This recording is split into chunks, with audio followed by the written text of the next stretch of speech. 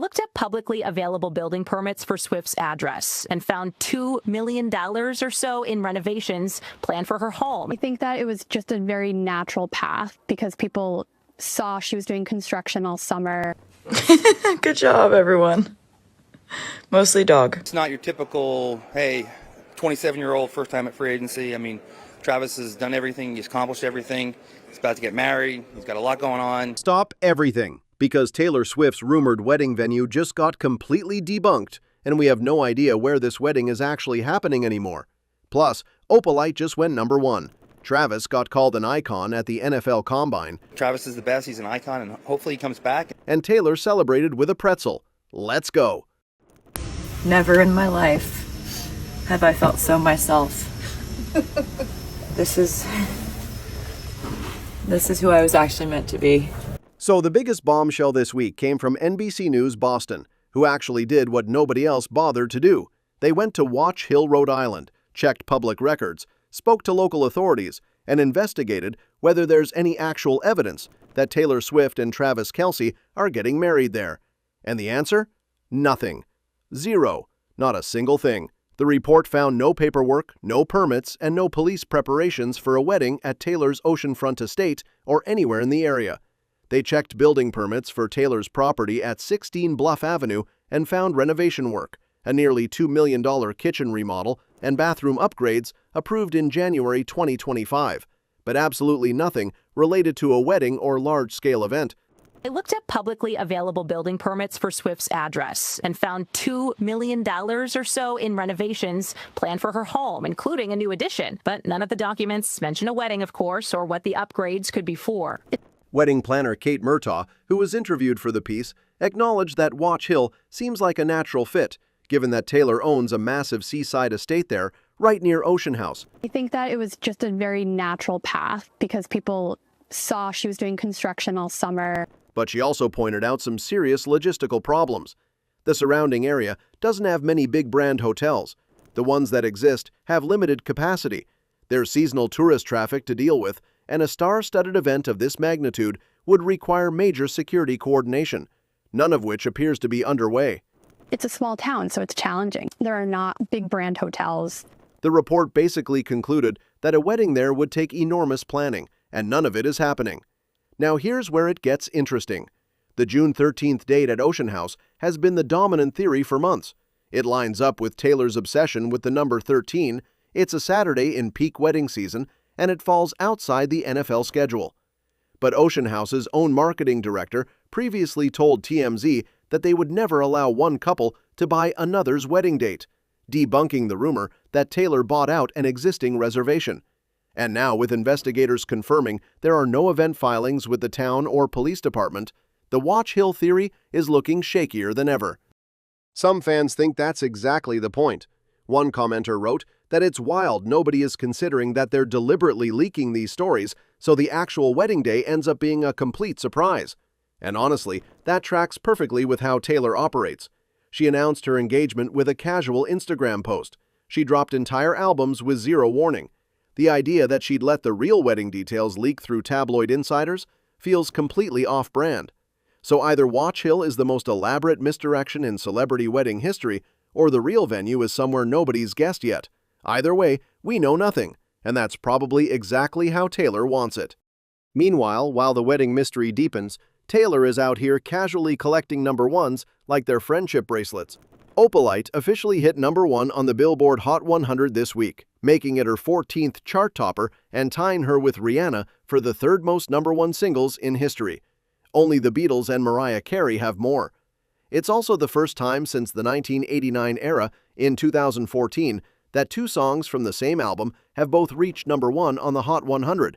Fate of Ophelia held the top spot for 10 weeks, and now Opalite has joined it.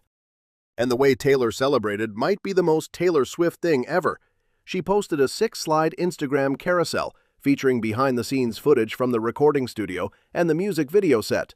Completely makeup-free, natural blonde curls, just vibing with producers Max Martin and Shellback. In one clip, she's singing the chorus while Martin makes adjustments to the track. In another, all three of them toast with champagne glasses.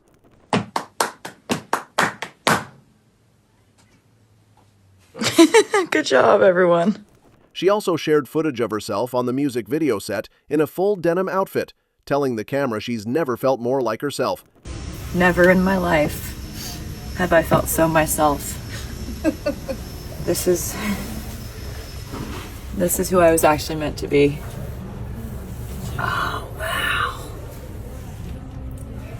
Ready to go out there and slay another day. The caption was pure Taylor, thanking fans, acknowledging the numbers, saying she can't even sum up her excitement, and then ending with what might be the most iconic celebration line of the year. She said she might go buy a giant pretzel at the mall to celebrate. Ick. The pretzel reference sent fans into a decoding spiral, because of course it did.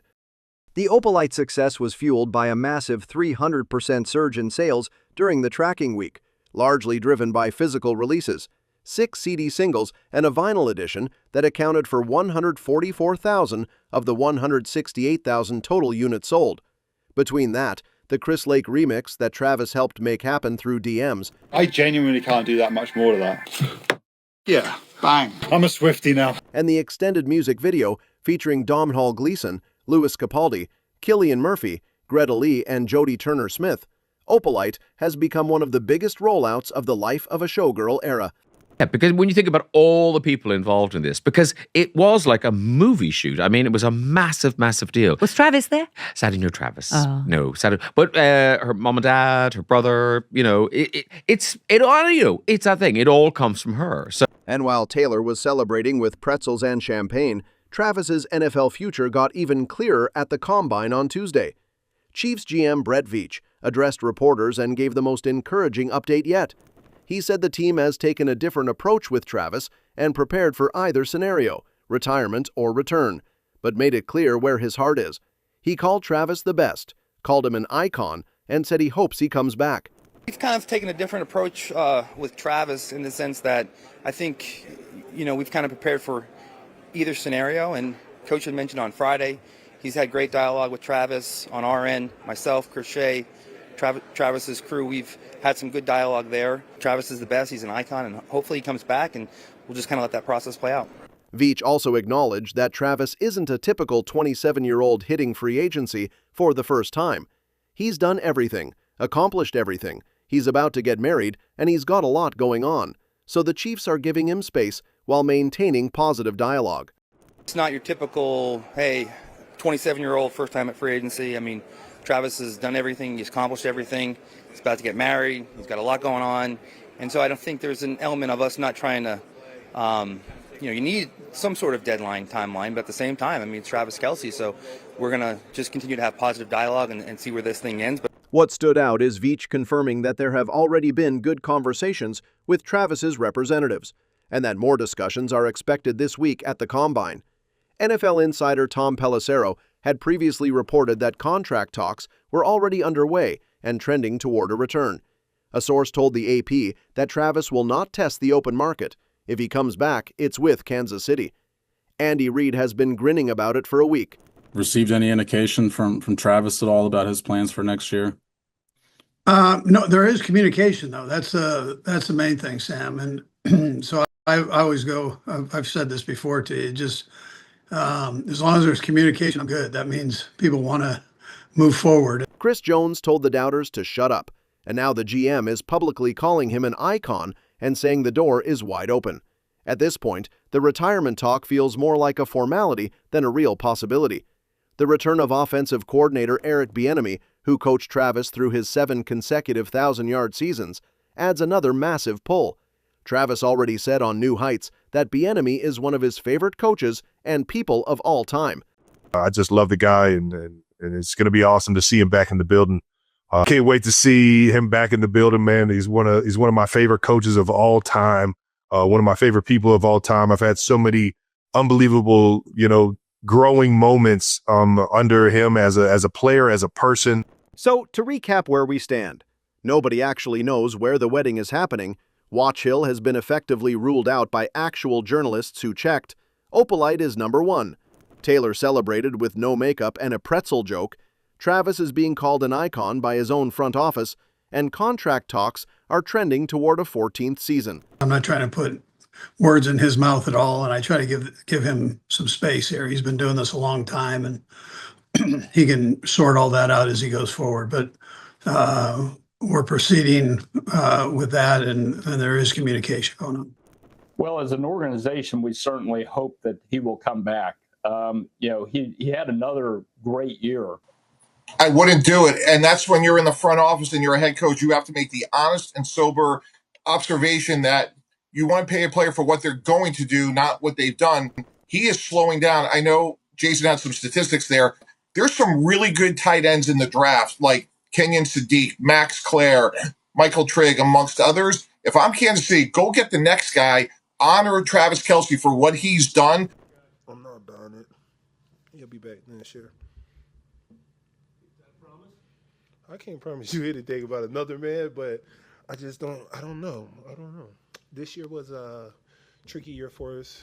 I got faith my dog coming back. The wedding is a mystery. The music keeps winning. And Travis Kelce might somehow be playing football and getting married in the same summer. We genuinely don't know how these two do it. So these are from Travis.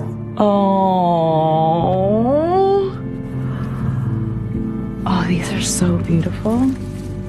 I love that he doesn't even have to sign them anymore. That's all for this video, folks. See you next time.